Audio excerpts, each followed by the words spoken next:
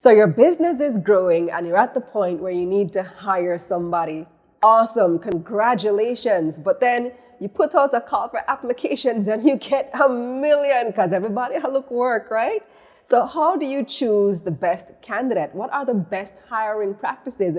And once you've hired that person, what are your legal obligations to your new employee or employees? I'm Kalilah Reynolds, and it's time for another episode of Money Moves JA, brought to you in partnership with EXIM Bank's Business Advisory Service, giving you the tools to grow your business. Our guest today is Colinnette Wilson. She's a director at the Human Resources Management Association of Jamaica.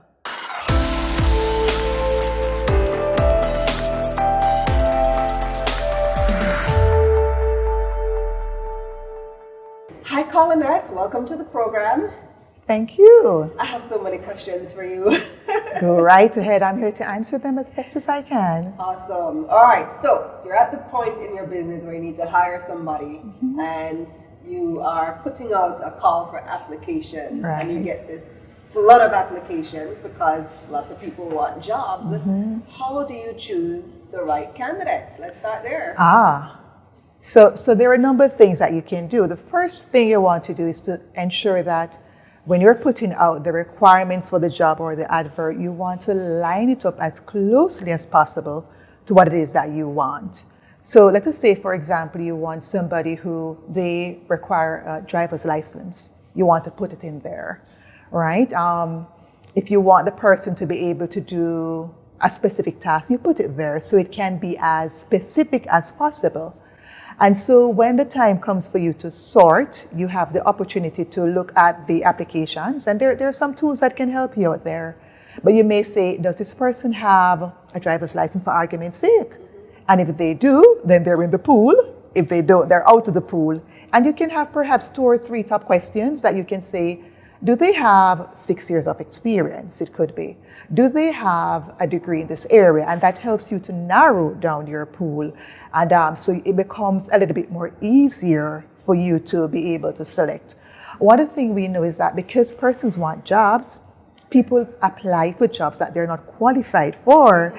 And so you usually have a large pool of persons to go through. So once you start sorting based on those criteria, you may have some things that you know the person must have this. There are other things which are nice to have. So you start with what they must have, and then you narrow it down from there.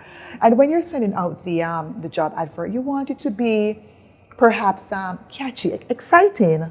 No, you want to be able to have persons on the other side who are reading it to get a feel as to what type of person you're looking for, what your company is like, and that should also help as well. You know, I once asked the applicants to send me a writing sample along with their CV. You know, somebody took a picture of their handwriting and sent it. So it goes back again to, how the person defines. They didn't understand the assignment. That's right. And so sometimes we want to ensure that what we're putting out there is clear to the average person. And sometimes it may mean having somebody else read it before you send it out, because you know what you want, and the possibility exists that you put it there knowing what you want and you think it's really so clear. But sometimes just have another person read and tell me, what do you understand from this before you publish that ad. Yes. All right. So where do people find people to work for them in this day and age? So there are a number of places. You have persons who go on search engine. You have LinkedIn, which is pretty popular these days. Good old referrals. The referrals always work. So what I know some persons do, some persons ask around, but there's some persons who also just always have persons who are almost available. So they go out and they network. And they may not be seeking a person, but they make it a part of their duty. Just understand what is out there. So we talk about the strength or the bench, always having that bench full. So at, perhaps short notice, they can pull somebody. So referrals are a very, very big thing. The other thing is persons will oftentimes send out adverts, and there's job sites like Caribbean Jobs. There is the good old newspaper. And of course, there are the online things like LinkedIn and other search engines out there.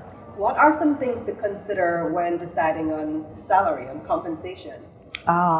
So There are a number of things. I think one of the key things is to look at the industry. What is happening in your industry? What is the industry paying? And so it depends also on where the organization is in its maturity and development stage. So when you have an organization which is starting up pretty new, you may find that the roles are not as clearly defined. You may want to have your jack of all trades kind of person. And as the organization becomes more mature, then you have more specific rules and you have somebody, and it's very tailored almost in a sense. So it depends. You can look at the industry. You can look at the industry here. You can look at overseas, depending on the position you're applying for. With some positions, it tends to be very wide. You know, if you want a secretary, you can find a secretary in almost any industry and all over the place. If you want something, perhaps, let us say you want a specialist photographer or somebody who is tailored, it may take a little bit more effort. So one good place to go is to look at what happens in your industry as a guide. And you can call around. There are some opportunities to find information on like salaries and rates online. And then there's a good old call. You call your friends up and you say, you know, I'm looking for this position, you know, tell me what it pays, you know, and that kind of thing. And that is a good idea to look at not just your salary, but also the benefits that you're able to offer persons coming in. I feel like salaries are just so secretive for some reason. Many Yes. times you have the ads go out and there's no indication of what the salary is, so you don't even know if you want to apply for the job or not. And that is Should something. you put the salary in the ad? I believe that you should. I believe you should, because it aligns the expectations on both sides. Somebody may apply for a job. You may choose what you think is your ideal candidate. You may have done 1 interview, 2 interviews, sometimes 3 interviews. And when you get to the stage where you're about to make that offer, then you find that you are so misaligned. You know, the person may be really good, but they just can't come for what you're offering them, and then it would have been a waste of time for you and for the applicant. So I think it's good to put the salary out there. Some organizations have a scale. That's a good filter too. It is a good filter as well. And some organizations do have a scale, so they may say it pays, you know, within this range between $1 million and 1.5 million, something like that. So persons have an idea. Does this make sense? Does it not make sense? And so it helps on both sides with the alignment and getting that person for the role. What's the difference between hiring somebody as an employee versus on a contract? Okay, so there are differences in terms of how the contract is worded first, and there are differences with the responsibilities and expectations on either side. So you have employment contracts where the person it's a contract, what we say a contract of employment, and that person is employed to you. You are the boss. You tell the person, hey, I want you to come to work Monday to Friday, and I want you to do this, and you're going to report to this person, and I will provide you with these tools and equipment to do your job. And that works. And then you have the other contract now, or contract for service, where you'll say, okay, I'm looking for a secretary. I want you to be available to give me 20 hours per week or 30 hours. And perhaps you come with your own tools and your own equipment. So the laptop you provide, I just want you to be here. I want you to cover X amount of meetings. And so that person who is on that contract for service is able to perhaps work for several employers. Your liabilities will be different. You're not bound to provide some of the usual benefits that you would provide for a permanent employee or somebody who is under your sole direction and control. So those are some of the main differences. And from a legal standpoint as well, there are differences in terms of what your obligations would be and the contractor or the employee's obligations. All right, so let's talk about those legal obligations to your employee. Once you have taken that step and you have now hired, and you might think all you have to do is just pay this person every month and you're good. Are there other legal obligations? There are obligations. One of the main obligations that employers have to their employees is to provide a safe place of work. And I'll give you an example. Now it's in the COVID era, and employers have the responsibility to make sure that they abide by all of the protocols. They have to ensure that the place is kept safe, so they provide sanitizers. I mean, they have different activities.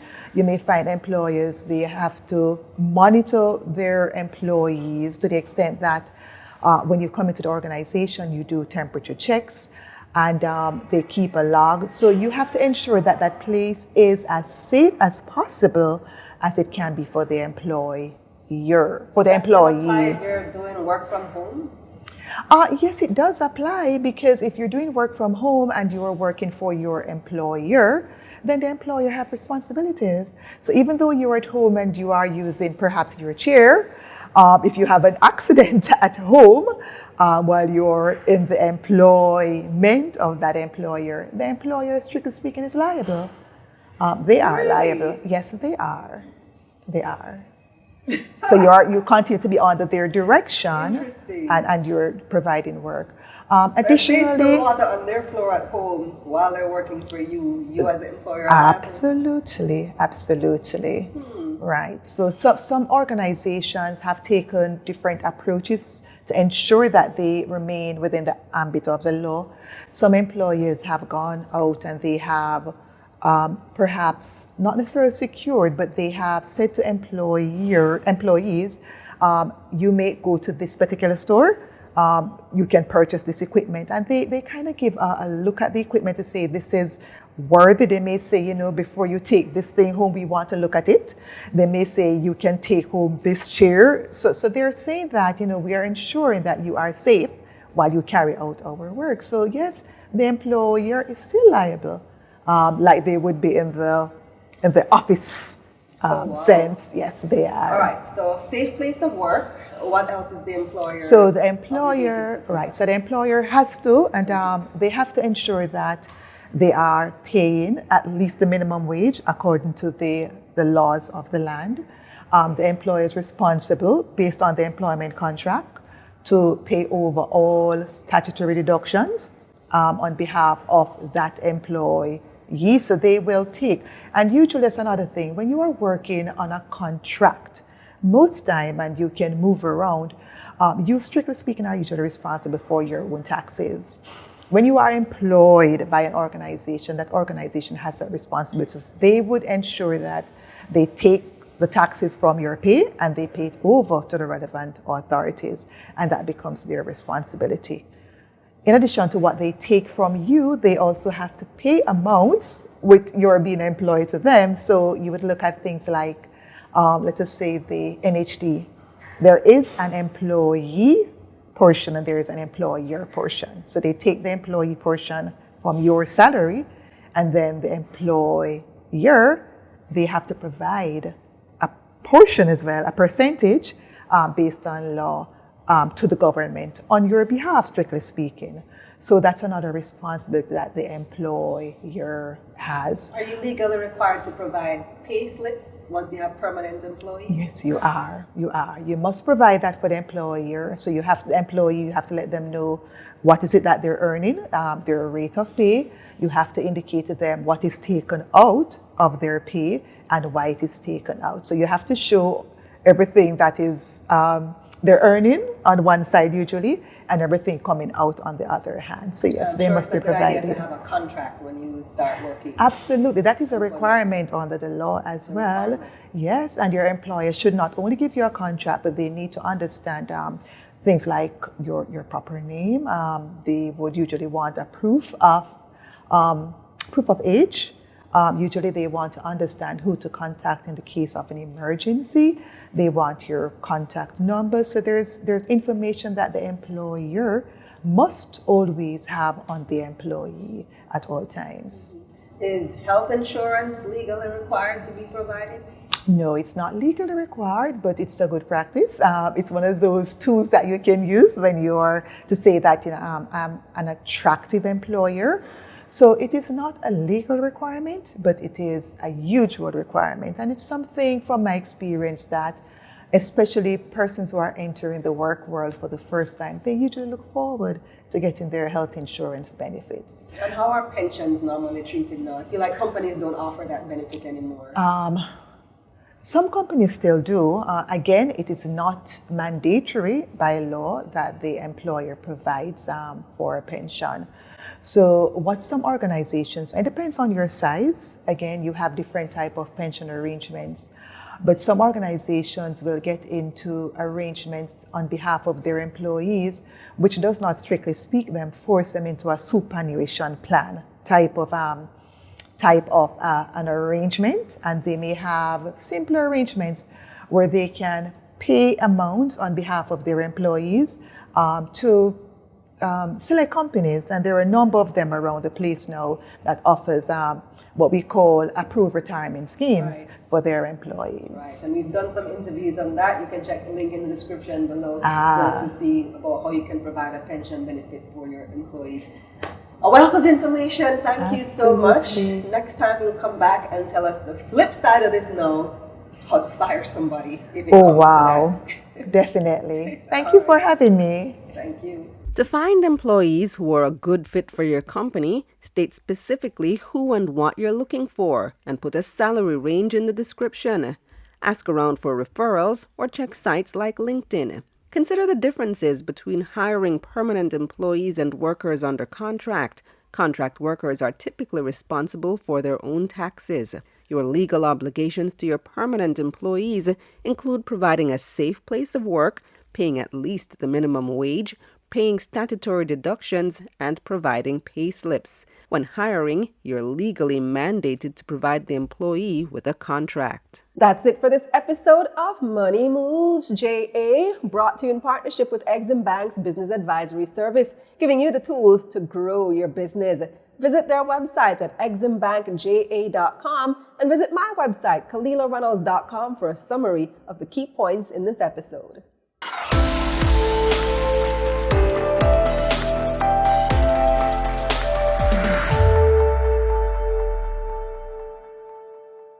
Let's get this money.